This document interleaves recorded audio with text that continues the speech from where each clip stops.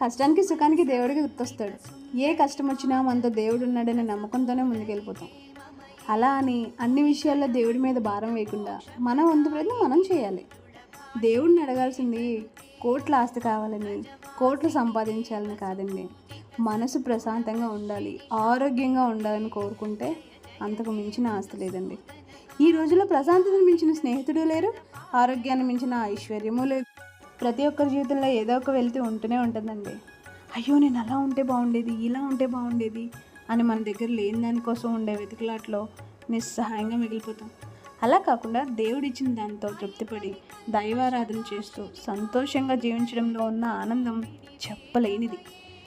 జీవితం చాలా చిన్నదండి. దేనికోసమో ఎవరి కోసమో త్యాగం చేయాలన్న అవసరం లేదన్నది నా ఆలోచన. ఏం చేసినా సంతోషంగా ఉండాలి, బాధలు లేకుండా గడిపేయాలి. సబ్స్క్రైబ్.